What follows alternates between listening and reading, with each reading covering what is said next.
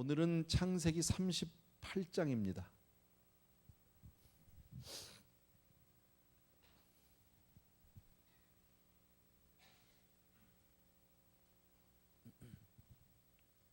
창세기 38장은 우리들이 잘 알고요.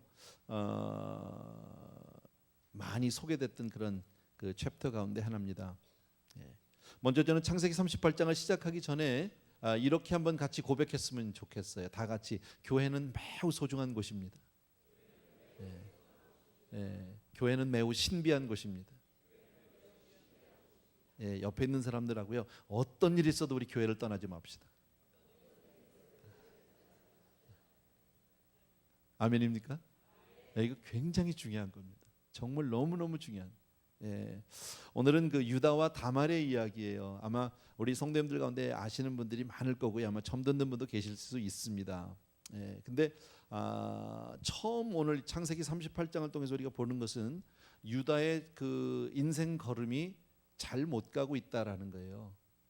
하나님이 원하시는 대로 하나님이 기뻐하시는 대로 그렇게 가지 못하고요, 잘못된 인생 걸음을 가는 것을 우리에게 보여줍니다. 그런데 하나님은 그런 유다를 통해서 결국 메시아의 혈통, 메시아가 오시는 길로 그를 여전히 붙잡아 주고 계시고 그를 그렇게 축복하고 계시는 것을 볼 수 있다. 그러니까 분명히 인생은 잘못 가고 있는데 하나님이 그를 변화시켜서 축복하셔서 사용해 주시는 모습, 이런 모습을 우리가 전체에서 볼 수 있어요.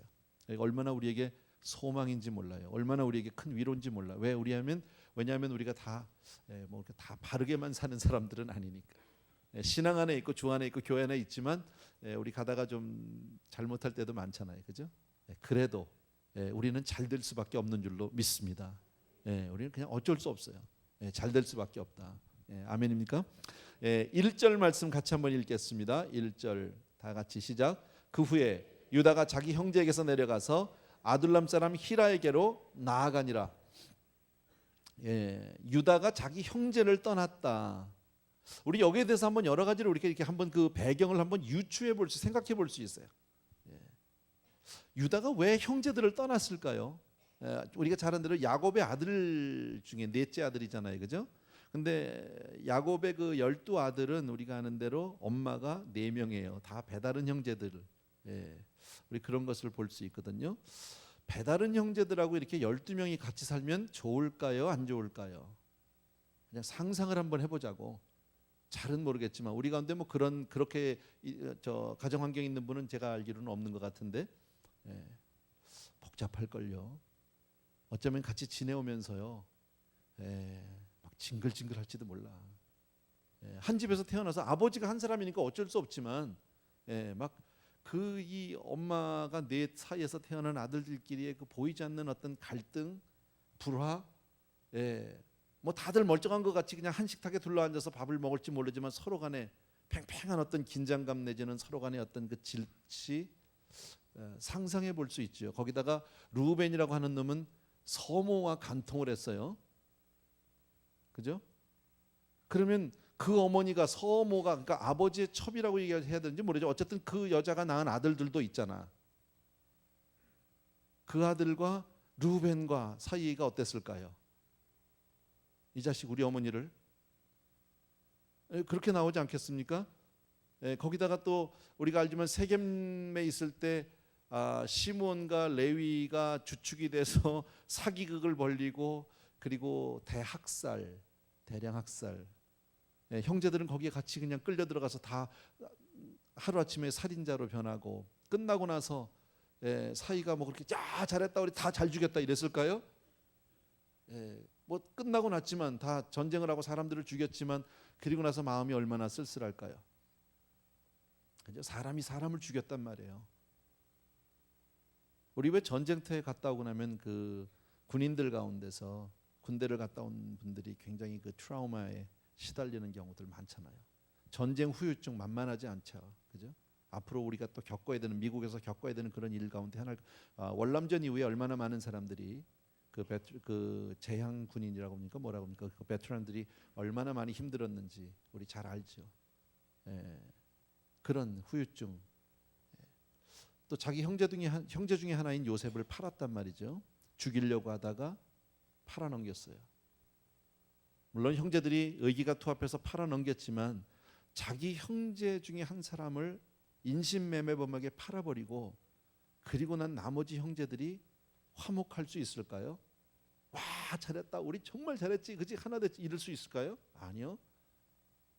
팔아넘기기까지, 그렇게 작당을 하기까지는 어쩌면 마음이 다 하나가 돼서 잘 모였을지 몰라요. 근데 막상 팔아놓고 동생이 이제 사라져버리고 그 마지막 동생을 그냥 그렇게 인신매매범 그 노예상인에게 팔아버리고 나서 난 나머지 형제들, 그 당시에 10명이죠. 10명의 형제들 분위기가 이젠 됐다, 그 꼴보기 싫은 놈 없으니까 드디어 야 우리 축배를 들자, 이럴 수 있을까요? 아니요. 좋지 않을걸요. 그리고 나서 나는 안 그러려고 했는데 저 자식 때문에, 저놈 때문에 분명히 나오죠, 서로 간에. 이런 상황을 우리가 다 한번 이렇게 상상을 해보면 유다가 형제들을 떠나고 싶을 충분한 이유가 있다고 나는 생각해요. 오늘 성경은 간단하게 유다가 자기 형제에게서 내려가서라고 아주 짤막하게 표현하고 있지만 그 짤막한 그 배경을 그저 간단히만 우리가 같이 생각해봐도, 추측을 해봐도 내가 그 입장돼도 떠나고 싶을 것 같아. 징글징글할 것 같아. 안 그래요? 가만히 있어요 다들. 뭐 공감이 되는지 아니면 뭐 동의를 하시는지 안 하시는지 뭐 it's up to you. 그건 제가 모르겠어요. 근데 제 생각엔 그래요. 충분히 떠날 만하다. 그럴 수 있다. 그런데 이게 큰 잘못이다라는 거예요. 제가 여기에 대해서는 여러 차례 우리 성도님들에게 말씀드린 적이 있어요. 지금 형제들을 떠난 것 같지만 사실은 아브라함, 이삭, 야곱 이렇게 내려오는 그 신앙의 그 은혜의 줄기는 신앙 공동체, 큰 믿음의 공동체를 얘기하고 있는데 그 하나님의 축복의 선, 그 믿음 공동체에서 떠나는 것은 엄청난 실수입니다. 엄청난 잘못입니다. 아무리 우리가 생각할 때 형제들이 징그럽고 충분히 떠날 만한 이유를 찾을 수 있다고 할지라도 신앙 공동체를 떠나면 안 된다라는 거예요. 제가 아까 말씀드렸죠. 교회는 어떤 일이 있어도 떠나면 안 된다. 무슨 일이 있어도 교회를 떠나면 안 된다.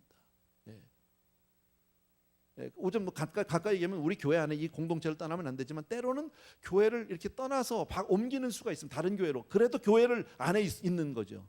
그래도 교회 안에 있는 거 그건 괜찮아요. 그런데 떠나면 안 됩니다.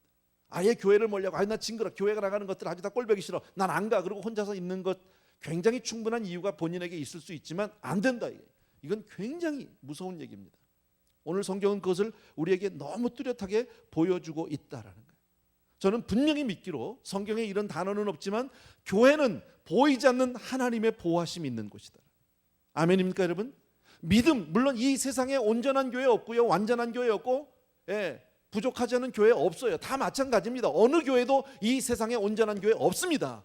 그 교회 안에 여전히 갈등이 있고, 교회 안에 문제가 있고, 교회 안에 시기 질투가 있고, 교회 안에 많은 아픔들이 있지만 그래도 교회를 떠나면 안 된다. 그래도 떠나면 안 된다. 무슨 일이 있어 떠나면 안 된다. 아유 믿는 것들 저것들 꼴보기 싫어, 그냥 목사들 하는 짓거리 보니까 마음에 안 들어, 그렇게 얘기할 수 있어요. 그래도 떠나면 안 된다. 그 안에서 하나님의 말씀을 듣고 자기는 다 말씀을 지키지는 못한다 할지라도 그래도 그 말씀을 듣고 살아야 한다. 하나님의 보호하심이라는 것이 얼마나 중요한지 몰라요 여러분. 전에 제가 말씀드린 거 다시 한번 제가 요약하면 이렇습니다. 여러분 지금 죄의 질을 따져보면, 죄질을 따져보면 유다가 자기 형제들을 떠난 것과 야곱의 아들들이 요셉을 노예상인에게 판 것, 죄질을 따지면 어느 게 더 나빠요?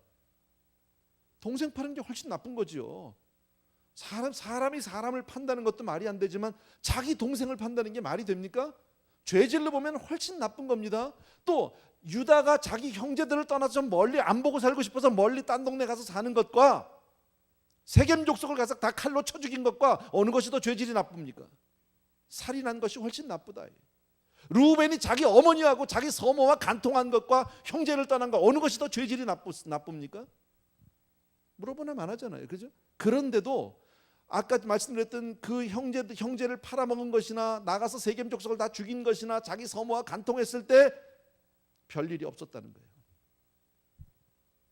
성경을 보면 그 뒤에 별 문제가 없어요. 아픔이 없어요. 그렇게 크게요. 큰 재난이 없어요. 그런데 유다가 자기 형제들을 떠나고 났더니 그 후유증이 어마어마해. 일단 아들 둘, 그냥 생떼 같은 아들 그냥 한순간에 다 죽였어. 그죠? 여러분 룻기를 보면 잘 알죠. 엘리멜렉이라고 하는 사람이 흉년이 들었어요. 베들레헴에 먹을 것이 없습니다. 그래서 베들레헴을 떠나서 모압으로 갔습니다. 이방 땅으로. 다 있을 수 있어요. 얼마든지요. 신앙 안에 살아요. 베들레헴은 우리가 아는 대로 믿음의 믿음의 그 뿌리예요. 자, 거기 있어야 하는데 거기 그 신앙 안에도 어려움이 있다. 배고픔이 있다. 흉년이 있다. 자, 그러니까 거기 있다가 정말 먹고 살 게 없어서 세상으로 갔어요. 모압으로 좀 가서 먹고 살아보겠다 간 거예요. 근데 나갔더니 결국 뭐예요? 아버지 죽고 아들 둘 죽고 결국 남겨진 여자는 다 과부 만들고. 그게 성경이 우리에게 보여주는 거잖아요.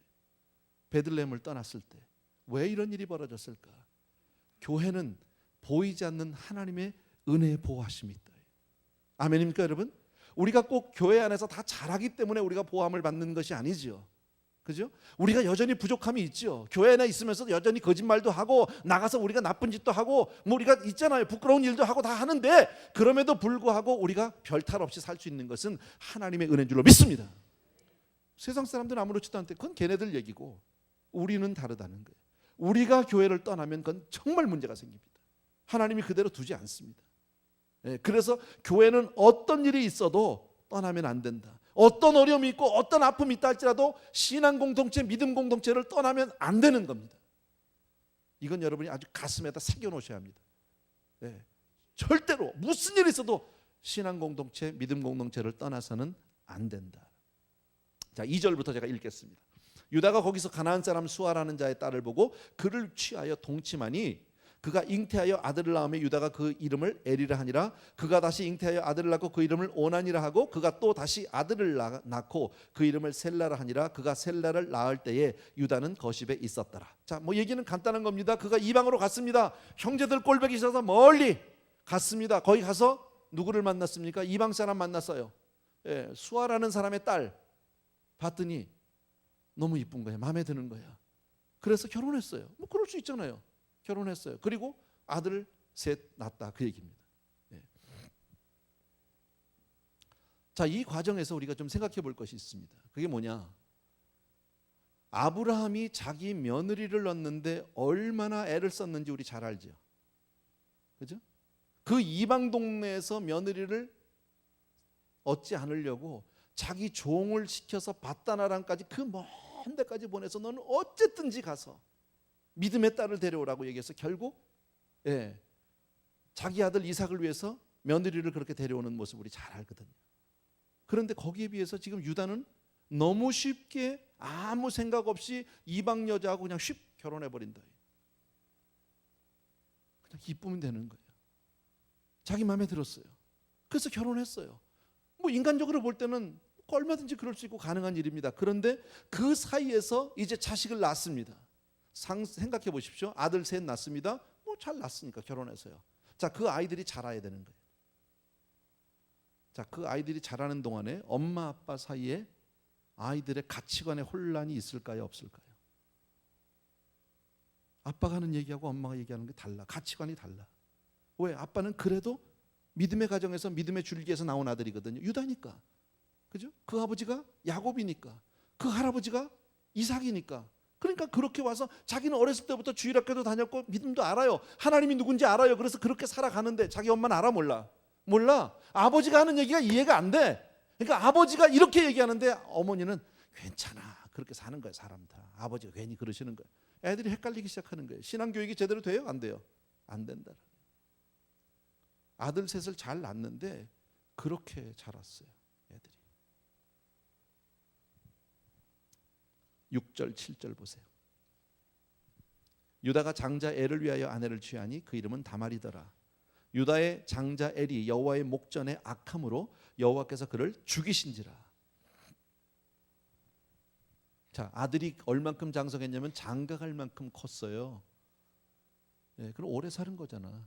뭐 아무리 안 돼도 아들이 한 25살은 낳지 않았을까요? 뭐 그 당시에 좀 일찍 했다고 20살이라고 그럽시다. 그래도 20년 이상을 지금 타향해서 자기가 부인을 얻고 아이들을 키워가면서 살았다라는 거예요. 예, 그런데 장가를 보내놨는데 성경에 자세한 얘기는 없어요. 그 아들이 여호와의 목전에 악하다는 거예요. 뭐가 악한지는 잘 모르겠어요. 엘이 무슨 죄를 졌을까? 몰라요. 그런데 분명한 거 하나 있어요. 유다가 신앙 공동체를 떠나서 하나님을 모르는 여자와 결혼해서 그 사이에서 아이를 낳고 그리고 아이를 그렇게 키웠어요. 다시 말씀드리면 아버지가 자식에게 철저하게 하나님에 관해서 하나님의 신앙을 가르칠 수 있었을까요? 없었을까요? 없었다는 거예요. 이게 큰 죄거든. 무슨 죄인지는 죄는 없지만 분명한 것은 이 아들들이 신앙 안에서 자라지 못한 건 분명하다. 여러분, 정말 설사 유다가 자기 형제들과 그렇게 징글징글하고 신앙 속 그런 갈등이 있고 그런 어떤 그냥 정말 그런 불화가 있다 할지라도 신앙 공동체 안에서 그냥 살았다면 이런 일이 있을까요? 없을까요? 예? 없죠. 신앙 공동체 안에서 그렇게 갈등하면서 지지고 볶으면서 살아도 그래도 믿음 안에 살았고 그래도 교회 안에서 살았다면 이런 일이 있을까요? 없다라는 거예요. 여러분, 교회 안에 분명히 있어요. 문제가 꼴보기 싫은 사람도 있고, 예, 정말 보기 싫은 사람도 있고, 아유 미운 목사도 있고 다 있어. 그래도 떠나면 안 된다는 거예요. 그래도 떠나면 안 된다. 예. 8절부터 보세요. 또. 유다가 오난에게 이르되 내 형수에게로 들어가서 남편의 아우의 본분을 행하여 내 형을 위하여 씨가 있게 하라. 오난이 그 씨가 자기의 것이 되지 않을 줄을 알므로 형수에게 들어갔을 때에 형에게 아들을 얻게 아니하려고 땅에 설정하매 그 일이 여호와의 목전에 악함으로 여호와께서 그도 죽이시니. 예. 동생, 그 옛날에는 형이 죽으면 동생이 형 대신해서 의무라는 게 뭐냐면 가서 아들을 낳아줘야 되는 거예요. 특히나 이스라엘 사람들은 예수님이 메시아가 오시기까지 그 메시아의 혈통을 끊으면 안 되잖아요. 그죠? 앞으로 하나님이 아브라함의 후손에서 분명히 주시겠다고 했잖아요. 더 올라가면은 우리 아담부터 시작해서 너의 후손에게, 여자의 후손에게 소망이 있단 말이지. 근데 누구를 통해서 하나님이 메시아로 올지 모르는데 지금 큰형이 죽으면 둘째가 가서 그 형수와 아이를 낳아줘야 그 아들은 형의 아들이 되는 거예요. 내 아들이 되는 게 아니고요. 또 하나 여자들은 결혼을 함으로 말하면 유대인들이 히브리 사람들이 결혼을 했을 때 법적으로는 혼인 신고를 하고 같이 부부가 되면 부인이에요. 그러나 실제적으로 영적으로는 그 가정에 들어가서 자식을 낳아야만 그 가족의 일원이 되는 거예요. 여자로서 의무를 다하는 거예요. 왜 우리 한국도 좀 그런 게 있잖아요. 자식을 낳지 못하면 뭐 죄인이라고 얘기하고 뭐 그런 게 있잖아요. 근데 이스라엘 사람 조금 더 심하다는 거죠. 이게 이 그리스도 올 때까지는요. 그래서 이제 동생이 가서 그 형을 대신해서 예전에 우리 뭐 고려 시대 때 형사 취수 제도라는 게 옛날에 있었다고 그래요. 그거랑 비슷한데 의무를 다 하지 않았어요. 자기가 들어가서 자기가 형의 아들을 낳아준다는 게 더군다나 마음에 들지 않았던 것 같아요. 그래서 피임을 하게 됩니다. 결국 유다의 그 신앙을 온전히 이해하지 못한 아들들이 이런 인간적인 생각으로 했을 때 하나님 앞에 그것이 악했다라는 거예요. 하나님은 그래서 결국 그 아들도 죽였다. 왜냐하면 하나님이 눈에 볼 때는요, 믿음으로 살지 않으면 쓰레기예요. 그잖아요. 믿음으로 살지 않는 사람은 하나님의 눈에 아무 가치가 없는 거예요. 그래서 그냥 죽였어요. 자, 결국은 이 두 아들, 큰 아들 죽고 둘째 아들이 죽게 된 그 근본 이유는 누구에게 있습니까? 유다에게 있습니다. 제가 아까 처음에 그 말씀 드렸죠. 유다의 신앙 걸음이 제대로 가지 못하고 있다라는 거예요. 바로 살지 못했다라는 거예요. 형제들을 떠나는 것이 아무것도 아닌 것 같은데 이렇게 믿음 공동체 교회를 떠난다는 것은 엄청난 일이다. 우리에게 있어서는. 하나님의 자녀에게 있어서 교회를 떠난다는 건 있을 수 없는 일이다. 이거는. 떠났더니 한동안 괜찮았죠. 장가 갔고 아이들 낳고 그리고 아들이 클 때까지 적어도 20여 년 세월이 지날 동안에 아무 일 없었어요. 그리고 며느리도 얻었어요. 좋았어요. 잔치도 했을 겁니다. 그런데 그 이후에 이런 일들이 벌어지게 될 줄 누가 알았습니까? 무서운 일이죠. 11절 보십시오. 같이 읽습니다. 시작. 유다가 그 며느리 다말에게 이르되 수절하고 내 아비 집에 있어서 내 아들 셀라가 내 아들 셀라가 장성하기를 기다리라 하니 셀라도 그 형들과 같이 죽을까 염려함이라 다말이 가서 그 아비 집에 있으니라. 뭐 얘기는 간단합니다. 유다가 세 아들이 있었는데 큰 아들 죽고 둘째 아들 죽었습니다. 자, 이제 세 번째 아들이 있습니다. 아직 어려요. 장가갈 나이가 되지 않았어요. 그러니까 시아버지가 뭐라고요? 얘 아가야, 얘 아직 어리지 않냐. 셋째 아들, 얘는 지금 다말은 기다리고 있는 거예요. 셋째 아들이라도 나는 이 며느리의 본분을 다 하겠다, 의무를 다 하겠다는 거죠. 자식을 낳겠다는 거죠. 그리고 어떻게 해서 난 이 가정에 들어가겠다는 거죠. 근데 시아버지 입장에서는 보니까 자기의 모습을 보지 못하고 큰아들 둘째 아들이 죽은 게 누구 때문이야? 전현이 잘못 들어서 그런 거예요. 그렇게 안 했겠어요? 새아기가 잘못 들어서라고 했겠어요? 여자가 다 사람이 하나 잘못 들어놓으면 생떼 같은 아들 둘 잡아먹었어. 셋째 아들이 하나 있는데 아직 어리긴 하지만 얘까지 죽을까 봐 염려했다 그러니까 두려움이 확 온 거죠. 그래서 자기 나름대로 꾀를 낸 겁니다. 아직 어리니까 남편도 없는 시집살이니까 얼마나 힘들겠니? 그러니까 너는 친정에 가서 기다려라. 애가 크면 그때 내가 너를 다시 부르마.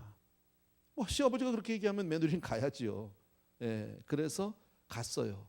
그런데 아까도 말씀드린 대로 유다가 그렇게 며느리를 친정에 보낸 데는 기다렸다가 셋째 아들을 주려는 거예요? 아니면 아들마저 셋째마저 죽을까 봐 염려해서 그냥 일단은 그 위기 모면을 한 거예요. 그렇잖아요? 약속을 지킬까요? 안 지킬까요? 안 지킨다는 거지. 끝까지 버티는 거죠. 어떻게 해서든지 이 다말이 경수가 끊어지든지 나이가 들어서 애를 못 낳겠든지 어쨌든 모른 척 해가지고 그냥 끌 때까지 끌어서 이 아들만큼은 그래도 지켜보고 싶은 거죠. 근데 한편 다말 입장에서는 어떻습니까? 시아버지 말을 따라서 갔는데 친정에 갔는데 불러줘 안 불러줘? 소식이 안 와.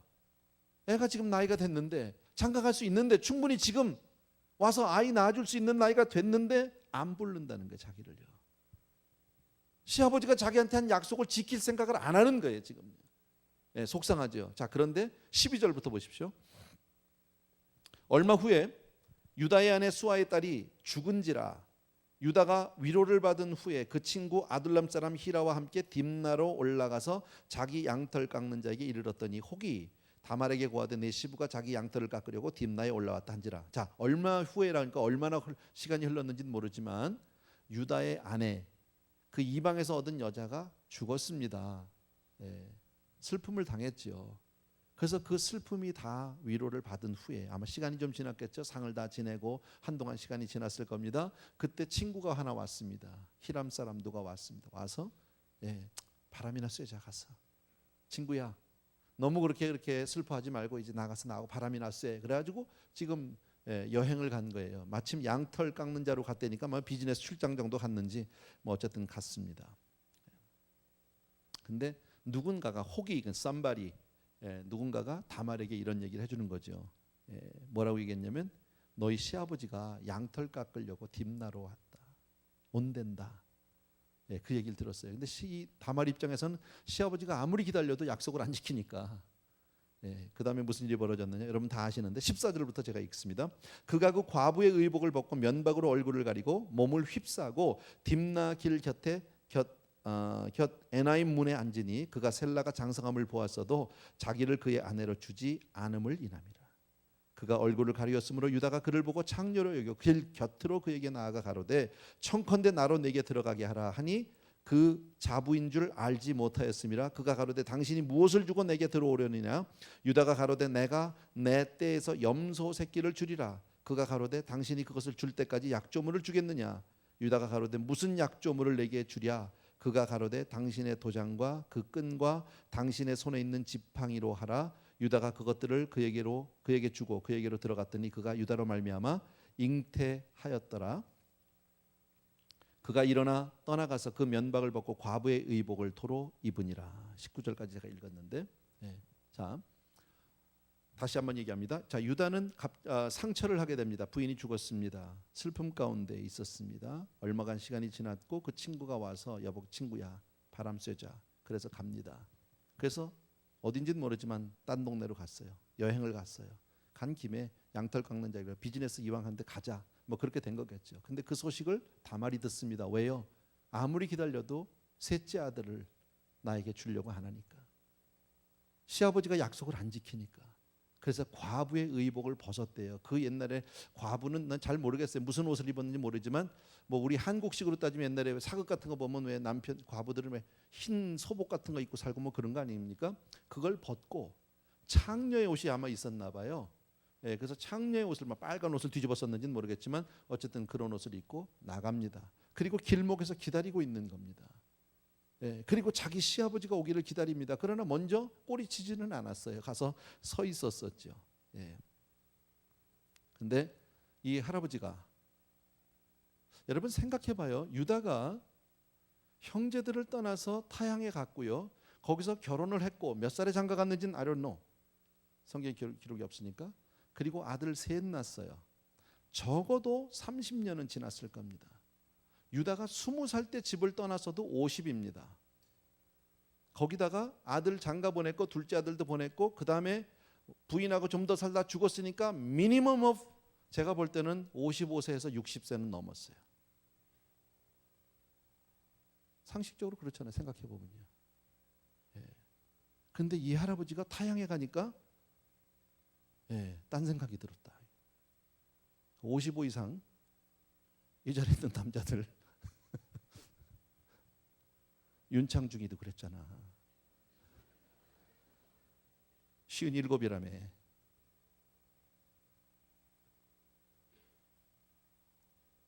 김진수 집사님이 페이스북에다 그렇게 올렸던데요. 며칠 전인가 일을 하는데요. 직장에서 같이 일하는 분들이 그랬대. 윤창중이 닮았다고. 네 헤어스타일이 윤창중이랑 똑같다고. 얼마나 기분이 나빴는지 거울을 가서 딱 보니까 안경부터 바꿔야 되겠더래. 자기가 뭐 그런 얘기를 써놨더라고요. 페이스북에다가. 또 하나 이 사람이요. 다말과 거래가 이루어질 때 다말이 그랬죠. 내게 뭘 주겠냐 그랬더니 내가 내 떼에서 내 짐승 떼에서 염소 새끼 하나 주겠다고 그랬는데 염소 새끼를 안 가지고 갔잖아. 그러니까 미리 준비하고 간 거는 아니야. 그죠? 처음부터 내가 이번에 이렇게 출장을 가서 딴 동네를 가면 내가 가서 이게 창기를 내가 이렇게 좀 하루 사야지 뭐 그래야지 염소를 들고 다니는 게 아니라고요. 그냥 갔던 거예요. 그냥요. 갔는데 바깥에 내놓으면 그렇다 이거예요.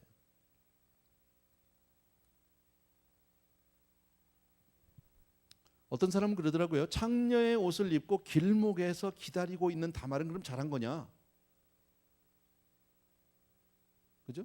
이 여자가 그러면 뭐 이렇게 잘한 거냐? 하지만 분명한 것은 다말이 그 시아버지와 하룻밤을 지내고 나서 계속해서 그 짓을 했다? 아니면 바로 과부의 옷으로 다시 갈아입었다. 그죠? 아까 성경에서 뭐라고요? 과부의 의복으로 다시 갈아입었다고 그랬잖아요. 그러니까 더 이상 그런 일을 한 것은 아니에요. 그러니까 이 여자는 뭐예요? 시아버지가 분명히 나한테 약속을 해줬는데 나는 분명히 기다리고 있는데 나의 나이가 점점 늙어서 나이가 들고 늙어가는데 시아버지가 자기를 부르지 않아요. 그래서 어쩔 수 없이 돈 벌려고 그런 것도 아니고 쾌락을 얻기 위해서 그런 것도 아니라는 것을 우리는 알 수 있다라는.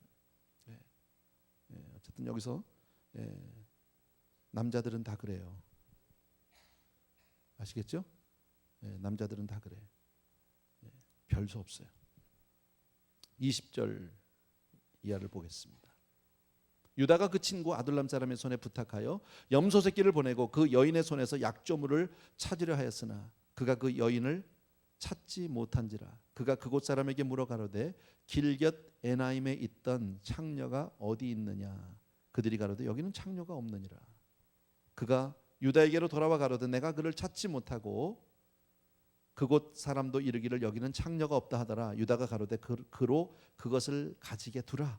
우리가 부끄러움을 당할까 하노라. 내가 이 염소 새끼를 보내었으나 그대가 그를 찾지 못하였느니라. 자, 어쨌든 유다는 자기 며느리인지는 몰랐어요.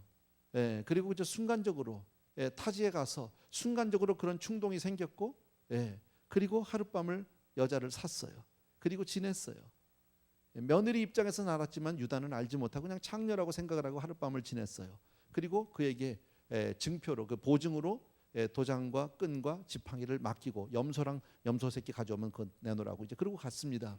그리고 그 다음에 갈 땐 자기가 가지 않고 자기 친구를 보냅니다. 그리고 염소 새끼 하나를 해서 가지고 와서 그 찾아오라. 친구가 갔어요. 그 동네 가봤어요. 그리고 그 여자를 찾는데 그 동네 그런 여자가 있다 없다? 없다라는. 창녀를 찾을 수가 없어요. 사람들한테 물어보니까 우리 동네는 그런 창녀가 없다라는 거예요. 여기서 얘기하는 이 창녀는 우리가 생각하는 그런 창녀가 아니라 그 당시에 이방신을 섬기는 성전에서의 창기예요. 옛날에 그 이방신을 섬기는 그 이 성전을 섬기는 여자들 가운데서 이렇게 몸을 파는 사람들이 있었답니다. 그러니까 여기서 또 하나 볼 수 있는 게 유다라는 사람의 그 신앙 수준을 우리가 볼 수 있어요. 분명히 요즘과 같이 그냥 창녀 길거리 여자라고만 생각하는 게 아니라 그 당시에는 그렇게 서 있는 여자들은 무슨 배경이 있어요? 우상을 섬기는 그 성전에 걸려 속해 있는 여자들이라는 거죠. 무당이지 우리식으로 말하면요. 무당이 지금 나와 있는데 하나님을 믿는 사람이 무당을 사가지고 하룻밤을 그냥 취했다는 데는 이건 굉장한 문제가 있는 거죠. 더더욱이나 이 할아버지가 미쳐도 보통 미친 게 아니죠. 그러니까 이방 여자하고 결혼했죠. 그리고 이방에서 살았죠. 아이들 그렇게 키웠죠. 그리고 이방 신을 섬기는 그런 여자를 창기로 하룻밤을 살 정도면 지금 유다라는 사람의 신앙 상태가 어떤지를 우리가 가늠해 볼 수 있다라는. 이 사람이 얼마나 많이 망가져 있는지. 아마 집에서는요, 그 마을에서는 유다 장로님이었을걸요. 그렇지 않겠어요? 유다 정도면 장로님 아니겠어요? 그죠? 멀쩡하게 겉으로는 장로님인데 조금만 벗어나서 아는 사람이 없으면 윤창중이가 된다. 요새는 그게 우리가 제일 빠르잖아. 금방 와닿잖아. 그죠? 청와대에 그렇게 올라가서 대변인까지 할 정도면 얼마나 힘든 자리입니까? 아무나 올라갈 수 있는 자리가 아니잖아요. 그걸 위해서 평생 노력을 했는데 한국에서 미국만 오면 완전히 사람이 딴짓거리 하고 있다. 어쨌든 24절부터 보겠습니다. 26절까지 같이 읽습니다. 시작. 석 달쯤 후에 혹이 유다에게 고하여 가로되 내 며느리 다말이 행음하였고 그 행음함을 인하여 잉태하였느니라. 유다가 가로되 그를 끌어내어 불사르라. 여인이 끌려 나갈 때에 보내어 시부에게 이르되 이 물건 임자로 말미암아 잉태하였나이다. 청컨대 보소서 이 도장과 그 끈과 지팡이가 네 것이니까 한지라. 유다가 그것들을 알아보고 가로되 그는 나보다 옳도다. 내가 그를 내 아들 셀라에게 주지 아니하였음이로다 하고 다시는 그를 가까이 하지 아니하였더라. 한 석 달쯤 지났는데 며느리가 임신했다는 소문을 듣게 됩니다. 난리가 났겠죠. 유다가 그 얘기를 듣자마자 얼마나 화를 냈는지 모릅니다. 그리고 당장 그 다말을 끌어다가 불에 태워 죽이라고 얘기합니다. 막 그냥 노했죠. 여러분, 모세의 율법에 의하면 간음한 자는 그 자리에서 돌로 쳐 죽이게 되어 있지 불로 태워 죽이게 되어 있지 않아요. 이 불로 태워 죽이는 것은 그 당시 가나안의 율법이에요. 그러니까 지금 이 유다가 얼마나 말씀을 떠나 있는지를 알 수 있어요. 돌로 쳐 죽이라고 그랬어요. 율법대로라면. 근데 왜 불로 태워 죽이라고 합니까? 죽이는 건 마찬가지지만 하나님의 방법을, 하나님의 말씀을 떠났다는 것을 알 수 있다. 여러분, 신약에 보면 간음하다 현장에서 잡혀온 여자 이야기를 우리 다 잘 압니다. 여러분, 간음하다 현장에서 사람들 현장에 있는 간음한 현장에 있는 여자를 사람들이 잡아왔는데 남자는 안 잡아옵니다. 여자만 잡아왔습니다. 주님이 땅에 엎드려서 뭐라고 썼는지는 모르겠지만 누구든지 너희 가운데 죄가 없는 자가 먼저 돌로 치라. 그 말을 듣고 나니까 한 사람씩 두 사람씩 돌을 땅에다 내려놓고 슬금슬금 꽁무니를 빼기 시작했다. 이게 우리 모습 아니에요? 주님 앞에 의롭다고 할 사람이 있나요? 주님 앞에서 떳떳하고 당당할 사람이 있을까요? 여러분, 어쩌면 우리는 지은 죄가 드러나지 않았을지는 모릅니다. 그러나 죄 앞에서 자유로울 수 있는 사람은 아무도 없다. 아무도 없다. 여러분.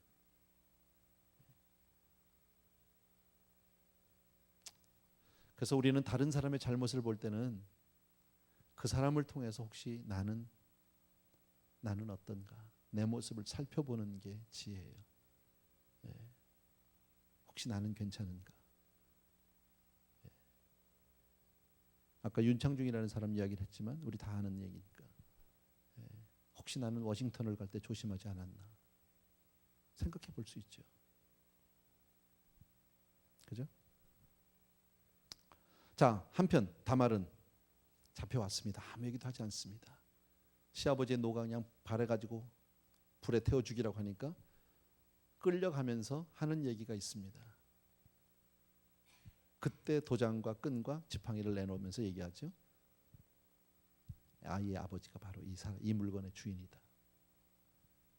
당연히 종들은 그것을 가지고 누구에게로 갑니까? 유다에게로 가서 그대로 보고합니다. 유다가 딱 보니까 누구 거예요? 자기 거예요. 거기서 깨닫죠. 내가 약속을 지키지 않았다는 거죠. 다말이 나보다 의롭다라는 거죠. 뭐에 의롭다는 겁니까? 믿음의 싸움에서 자기보다 의롭다. 이 두 사람은 시아버지 유다와 다말과의 사이에서는 지금 무슨 싸움입니까? 믿음 싸움을 하고 있었던 거예요. 여러분, 이것은 어떤 쾌락의 문제도 아니고 무슨 남녀간의 문제도 아니고요.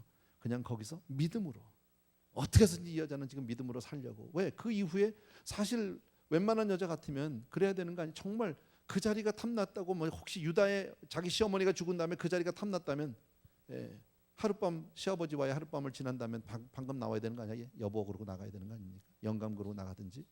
그러나 여자는 그러지 않았습니다.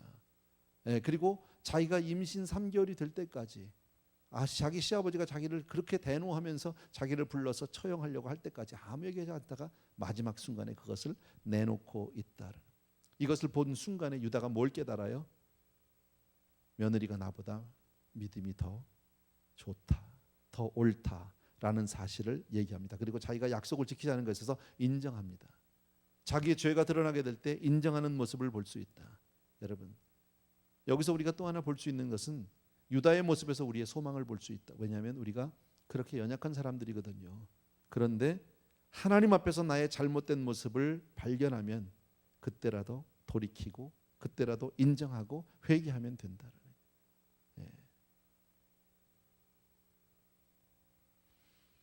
자기의 죄를 인정하고, 여러분 우리가 요한일서 1장 9절의 말씀을 잘 알잖아요. 만일 우리가 우리의 죄를 자백하면, 그죠? 그는 의로우시고 미쁘사 우리의 모든 죄를 사해 주실 것이다. 믿으시면 아멘. 그렇게 우리가 고백하면 되는 거예요. 그리할 때 우리의 죄가 깨끗이 씻기게 될 줄로 믿습니다. 아멘. 우리 이 사건에 대해서는 여러분이 너무너무 잘 아니까요. 그 이후에 어떤 일이 있느냐 27절부터 여러분이 잠깐 봐주시면 됩니다. 임산하여 보니 쌍태라. 해산할 때 손이 나오는지라 산파가 가로되 이는 먼저 나온 자라 하고 홍사를 가져 그 손에 메었더니 그 손을 도로 들이며 그 형제가 나오는지라 산파가 가로되 내가 어찌하여 터치고 나오느냐 한 고로 그 이름을 베레스라 불렀고 그 형제 곧 손에 홍사가 있는 자가 뒤에 나오니 그 이름을 세라라 불렀더라. 자, 다말이 쌍둥이를 낳았어요. 베레스와 세라. 뭐 그렇게 큰 중요한 문제는 아닌데, 먼저 애가 나왔대. 손목에다 빨간 줄을 매놨더니 들어가고 잣단 놈이 나오고 뭐 이런 얘기인데, 나는 이런 생각을 해봤습니다. 이 여자가 얼마나 믿음으로 땡겼으면, 얼마나 그렇게 간절했으면 쌍둥이를 낳았을까? 하나도 아니고, 그잖아요. 여러분 하룻밤에 그렇게 임신한다는 게 쉬운 일은 아니거든. 그런데 그것도 막 얼마나 그냥 막 믿음으로 잡아당겼는지 동시에 그냥 둘이 한꺼번에 들어서게 됐다. 근데 재미난 것은요, 여기서 놀라운 사실은 베레스라고 하는 아이가 있어. 이름이 베레스, 세라 둘인데 베레스가 바로 다윗의 조상입니다. 그죠? 근데 우리가 인간적으로 보면 이 베레스는 불륜의 자식입니다. 시아버지와의 사이에서, 시아버지가 그것도 무슨 며느리라고 알고 들어간 것도 아니고 시아버지가 그냥 하룻밤 돈 주고 사는 창기라고 생각해서 지냈던 그 삶에서 그런 사이에서 태어난 불륜의 자식인데 그런 베레스를 통해서 메시아의 계보가 이어지고 있다라는 게 이게 얼마나 놀라운 사건인지 모릅니다, 여러분. 자, 유다의 우리는 어떤 그 이 가계를 우리가 볼 수 있는데 유다라는 사람이 믿음 공동체를 떠나서 타향살이를 하면서 믿음을 떠났던 모습들, 하나님의 사람으로 말씀을 대로 살지 않고 말씀을 떠나서 세상 사람 이상으로 그렇게 살고 내면적으로 타향에 가서 거기서 또 비즈니스 트립 갔다가 거기서 또 부끄러운 일을 하게 되고 이렇게 어쩌면 자기 동네에서는 장로님일지 몰라도 바깥에 나가면 이렇게 살았던 사람이란 말이지. 그런데 그런 사람을 통해서 하나님은 메시아가 태어나게 하셨다라는 겁니다, 여러분. 불신앙, 부도덕, 이런 유다 지파를 통해서 하나님은 당신의 뜻을 이뤄가고 있다는 것이 얼마나 감사한 일인지. 마태복음 1장에 보면 다말이라는 이름이 뚜렷하게 나오고 있죠. 그렇죠? 다말이라고 한 여인의 이름이 예수 그리스도의 족보 안에 뚜렷하게 들어가고 있는 것을 우리는 잘 볼 수 있다. 다시 말씀드리면 하나님의 은혜는 그 어떠한 부도덕보다도 위대하시다. 하나님의 은혜는 이 세상에 인간이 지을 수 있는 그 어떤 죄보다도 크시다. 아멘입니까, 여러분? 거기에 소망이 있다라는 거예요. 우리의 삶을 보면 부끄럽죠. 부족하지요. 그죠? 우리 가운데 단 어느 누구도 하나님 앞에 떳떳이 설 수 있는 사람 아무도 없어요. 그런데 하나님의 은혜가 우리와 함께하는 줄로 믿습니다. 이게 오늘 이 본문에서 우리에게 줄 수 있는 소망입니다. 인간은 언제라도 범죄할 수 있는 존재입니다. 한순간 우리는 무너질 수밖에 없는 그런 사람입니다. 그러나 하나님 앞에 깨닫고 돌아오기만 하면 하나님은 화를 복으로 바꾸시는 놀라운 하나님이신 줄로 믿습니다. 우리가 완전하고 우리가 흠이 없고 우리가 너무 경건하고 거룩하기 때문에 우리에게 소망이 있는 것이 아니라 우리에게 허락하신 하나님의 은혜 때문에 소망이 있다라는 사실입니다. 아멘. 그래서 우리가 어떤 경우에도 은혜 받은 것에 대해서 너무너무 우리는 정말 감사해야 하고요. 또 하나 어떤 경우에도 우리가 믿음 공동체를 떠나서는 안 됩니다. 물론 유다같이 이렇게 떠나도 하나님의 은혜가 우리를 붙들어줘 다시 돌아오긴 할 겁니다. 그러나 고생은 직사도록 하게 됩니다. 자식이 죽을지도 모릅니다. 그러니까 우리가 굳이 그런 길을 갈 필요가 없다라는 거예요. 하나님의 은혜는 어떤 경우에도 나를 버리지 않습니다. 유다처럼 그렇게 믿음 공동체를 떠나도 하나님의 은혜가 나를 모른다고 하지 않습니다. 마침내 하나님께서 다시 붙들어서 야곱을 그렇게 돌려서 결국 제자리에 갖다 놓으신 것 같이 하나님의 은혜는 우리를 끝까지 놓아주지 않습니다. 그것이 우리에게 소망이고 우리에게 위로고 우리에게 축복인 줄로 믿습니다. 아멘. 그래서 저는 이렇게 오늘 말씀의 결론을 드리고 싶습니다. 하나님의 은혜는 그 어떤 것보다도 우선한다는 거 하나 기억해 주시고, 두 번째는요, 우리는 무슨 일이 있어도 교회를 떠나면 안 됩니다.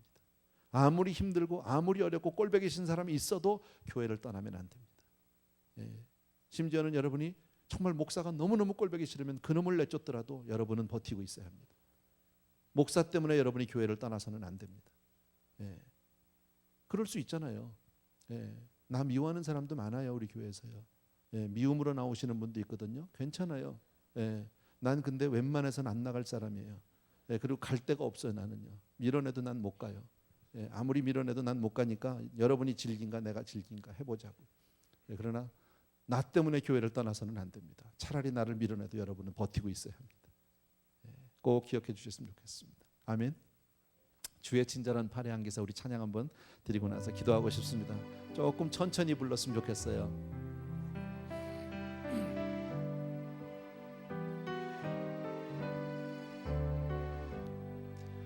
주의 친절한 팔의 안기세 우리 마음이 평안하리니 항상 기쁘고 복이 되겠네. 영원하신 팔의 안기세 주의 팔 크신 팔의 안기세 주의 팔에 영원하신 팔의 안기세 날이 갈수록 주의 사랑이 두루 광명하게 비치고 천성 가는 길 편히 가리니 영원하신 팔에 안기세 주의 팔에 그 크신 팔에 안기세 주의 팔에 영원하신 팔에 안기 주의 보좌로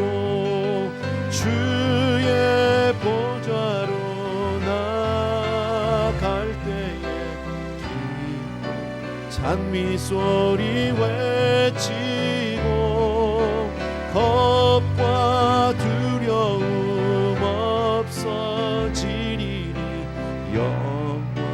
영원하신 팔에 안기세 주의 팔에 그 크신 팔에 안기세 주의 팔에 영원하신 팔에 다시 한 번만 하고 싶습니다. 천천히 가사 생각하시면서 주의 친절한 팔에 안기세 우리 마음이 평안하리니 항상 기쁘고 복이 되겠네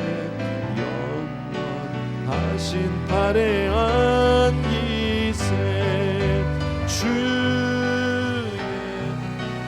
팔에 그 크신 팔에 안기세 주의 팔에 영원하신 팔에 안기 날이 갈수록 주의 사랑이 광명하게 비치고 천성 가는 길 편히 가리니 영원하신 팔에 안기세 주의 팔에 그 크신 팔에 안기세 주의 팔에 영원하신 팔에 안기세 주의 보좌로 나갈 때에 기뻐 찬미 소리 외치고 겁과 두려움 없어지리니 영원하신 팔에 안기세 주의 팔에 그 크신 팔에 안기세 주의 팔에 영원하신 팔에 안기세. 우리 오늘 말씀을 기억하면서 몇 가지 기도하고 싶은 것이 있는데 첫 번째는요, 오늘 여러 번 말씀드렸습니다. 무슨 일이 있어도 우리 믿음을 떠나면 안 돼. 교회를 떠나면 안 됩니다. 어떤 일이 있어도 이 믿음 공동체를 떠나는 일은 우리에게 없어야 하고요. 또 믿음을 떠나서 사는 일, 이처럼 유다와 같이 이방 여자와 더불어서 그렇게 자식들을 낳고 편안히 잘 산 것 같아도 결국에 가서 한순간 하나님에게 아무 가치 없는 인생으로 이렇게 끝나버릴 수 있습니다. 내 잘못 때문에 내 자녀들이 잘못될 수 있습니다. 이 한 가지 제목만 가지고 우리 기도할 터인데, 하나님 무슨 일이 있어도 나는 믿음의 뿌리를 굳게 내리길 원하고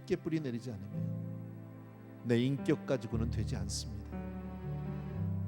우리의 어떤 인간적인 도덕성만 가지고 되는 문제가 아닙니다.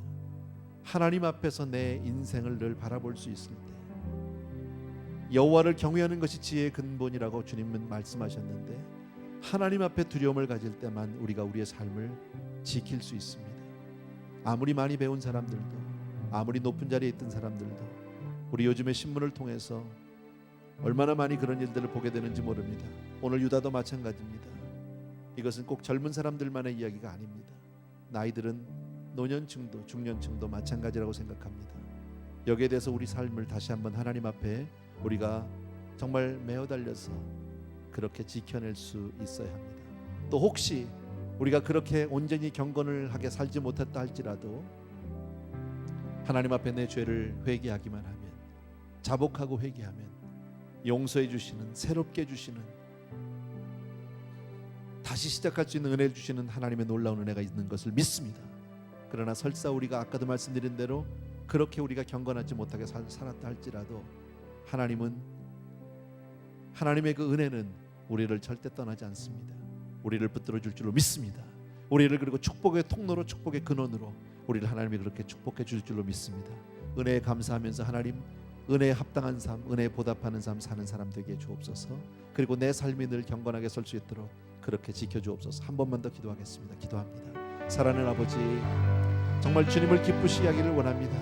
믿음의 사람으로 서게 되기를 간절히 소원합니다. 하나님, 우리의 인생은 얼마나 부족하고 얼마나 약한지 모릅니다. 너무나도 쉽게 무너지는 사람들입니다. 너무나도 쉽게 우리들이 아버지 하나님 내 삶을 놓아버릴 수 있는 그런 사람입니다. 사랑하는 내 아버지 하나님, 능력의 내 아버지 하나님, 주님께서 우리 사랑하는 성도들 영을 기름 부어주시기 원하고 축복해 주길 간절히 소원합니다. 오 할렐루야 바코라바레베니.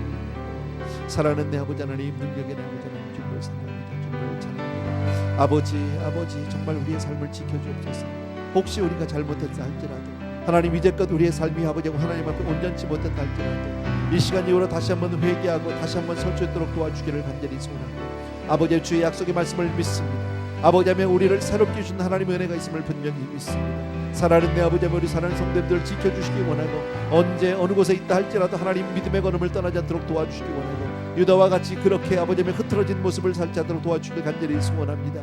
아버지 하나님, 주여 정말 하나님 앞에 부끄러운 사람이 되지 않게 도와주시기 원하고, 아버지 하나님 늘 경건한 삶으로 우리 자녀들에게 본이 되고 우리 자녀들을 정말 믿음으로 잘 키우는 그런 사람들 다 될 수 있도록 은혜를 베풀어 주시기를 간절히 소원합니다. 사랑하는 내 아버지 하나님, 능력의 우리 아버지 하나님, 사랑하는 성도들 위해 오늘도 기름 부어 주시기 원하고 축복해 주기를 간절히 소원합니다. 아버지여, 말씀하여 주시옵소서.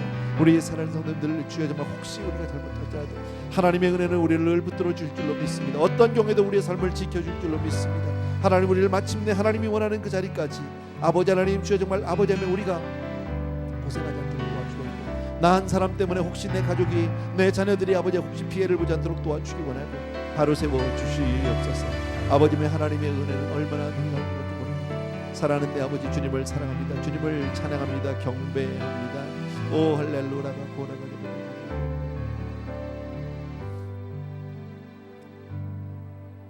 참 고마우신 우리 아버지 하나님, 오늘은 특별히 유다와 다말을 통해서 신앙의 정말 교회의 소중함과 그 놀라운 하나님의 은혜에 대해서 다시 한번 생각해 보았습니다. 우리들은 다 연약하고 부족해서 하나님 앞에 정말 떳떳이 당당히 설 수 있는 사람은 아무도 없다 할지라도 그 은혜로 인하여 오늘까지 우리가 온 줄로 믿습니다. 아버지요, 앞으로 우리의 걸음이, 우리의 삶이 흐트러지지 않게 도와주시기 원하고, 끝까지 주님만 바라보고 믿음으로 승리하는 우리 성도님들 다 되어줄 수 있도록 축복하여 주시옵소서. 이제는 우리 주 예수 그리스도의 은혜와 하나님 아버지 그 무한하신 그 사랑하심과 성령님이 함께해 주시는 놀라운 은총이 이 자리에 있는 모든 사랑하는 성도님들 위해 이제로부터 영원토록 함께 계실지어다. 아멘.